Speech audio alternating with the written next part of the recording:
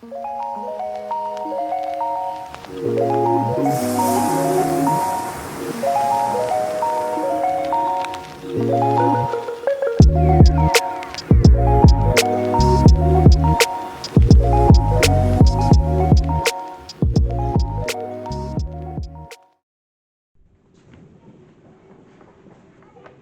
everybody. Welcome back to our podcast, Under the Sea. I'm Julia Durali. And I'm Selina. Today, we're going to be talking about national parks.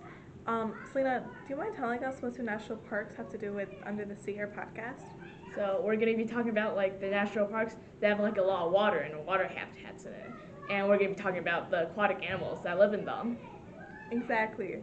We're going to be talking about Crater Lake, our Royale, the Everglades, and last but not least, the Voyagers. We're also going to be talking about our sponsor for today's video and anything else you want to add? We're also going to talk about how to help and some of the harms to national parks too. All right, let's get right into it. So our first national park is the Everglades. The environment in the Everglades, it's like a marshy area. It's like lots of plants, fresh water. You can think of it as like a forest, but more. It's like really wet there. Yeah. So the Everglades is located on the southern tip of Florida, and some animals that live in there are amphibians. Amphibians are cold-blooded animals that live in half water and half land, and they survive on both of them. Some amphibians include toads, newts, and salamanders. That's so cool. One thing I've always confused myself with is the difference between crocodiles and the difference between alligators. So we thought we would add tips and like just to see the difference between crocodiles. How you can like spot the difference between them. Exactly. So one thing I always like to do is to see if they're in salty water or in fresh water. Crocodiles live in salty water and alligators live in fresh water. Anything else you want to add? And a more physical difference between them is that crocodiles have more like U-shaped and rounder snouts, and while like alligators have more V-shaped and like sharper ones.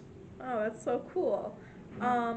Let's talk about some invasive species.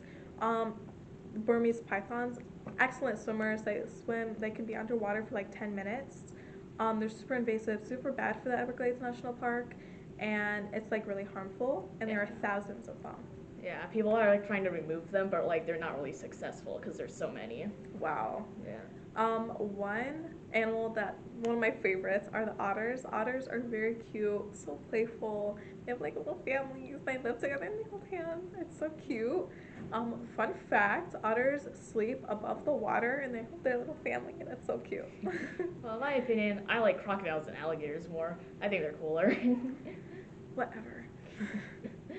Our sponsor for today's video, thank you BF for all the equipment you've given us. Yeah, like the camera we're using right now. Exactly. So thank you BF. Thank you. Moving on, the next national park we're going to talk about is the Crater Lake National Park. Crater Lake National Park is in Oregon. Its environment is like a cold area, really cold. I cannot express it enough. Temperatures like ranges from like 38 degrees to 62 degrees on the lake's surface. There are lots of mountains, trees, and it's very blue and clear water. Selena, do you mind telling me why like Crater Lake is known for their very blue water? Yeah, because like the water is like really fresh and like natural, and like it's so blue. I think it's really cool. Me too, and there are no added minerals to it, so it's really pure. The thing Crater Lake was named after is the crater is very deep and was formed by volcanoes. Some things live in it, like copepods and worms. And another animal that lives in the lakes are the fish, like the salmon and the rainbow trout. The most abundant type of fish is the Kononaki salmon, and there used to be 5 types of fish there, but 3 of them died due to like overfishing and other things. Oh. Zooplankton and phytoplankton are at the bottom of the food chain. Some science facts for you guys. We also have some landforms in Crater Lake. So before the volcano erupted, Mount Mazama, a volcano erupted and it collapsed about like estimated 7,700 years ago. And Crater Lake today has an average water supply of 224 centimeters. Wow. Yeah. So the lake most nearby Crater Lake is the Diamond Lake, which you would think has diamonds in it, but unfortunately you won't find any. Don't make me upset. One of the big environmental issues are like invasive species. invasive plants mostly, but yeah. Crater Lake is 1,943 feet deep, and And anything also, else? Crater Lake gets like an extremely high amount of snowfall due to like the cold and stuff. Oh, seems really cold. Yeah. Next up, we have Royale, our third national park.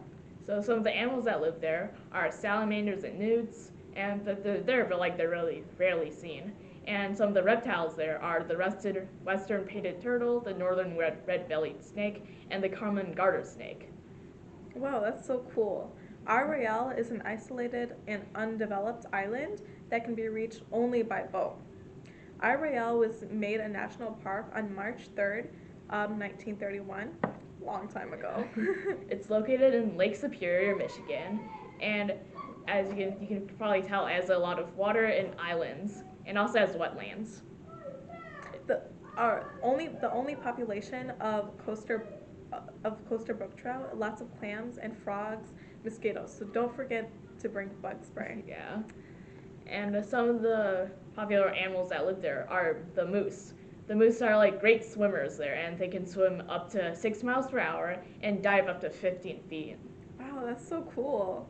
Beavers, I love beavers. They're so cool. Beavers make wetlands by building dams, and they're so helpful and they're so cute. Yeah, I agree. So the next national park we're going to talk about is the Voyagers National Park. The Voyagers National Park spans at 2008, 18,000 acres of lakes, forests, and streams in the northern Minnesota. It was established in 1975. Some animals that live there are the wally, northern pike, lake trout, smallmouth, bass, yellow perch, and the lake sturgeon. And they have like a lot of different kinds of wetlands there, like bogs, swamps, marshes, and some animals that live in there are amphibians, such as like mink frogs and the blue-spotted salamanders, and some mammals as like beavers and stuff. They live really well in the wetlands. Wow, that's so cool. There are 4 large lakes: the Rainy, the Namakan, Sandpoint, and what was the other one? The Kabetogama, and there's 26 smaller lakes there. But those are too many, so we can't really list them. Yeah. The Katapotomaga Peninsula is the central focus of the park there, and it's almost completely surrounded by 3 of the larger lakes. The waters of the Voyagers are home to 54 known species. Known, so there are more, or types of fish. Yep. So let's move on to our next topic: dangers to the national parks and how to help them. Exactly. Let's start with one of them that are really big. Invasive species. They are really harmful to the animals there, and to the national park in general. And there could be thousands of them, like the Burmese pythons, like we talked about earlier. There are thousands. Yeah. Another issue are like water problems. Like the parks are getting drier, so there's less water, and there could be pollution, like plastic or oils and stuff, and it's really bad for the animals and plants that could live there. And even a lot of the species die from all the oil because it's harmful for their lungs. Yeah. So yeah. Climate change is also a big problem for the national parks. They change the environment and the animals and what they do, and it's really bad overall. Mhm. One of a big danger to it is overcrowding and deforestation.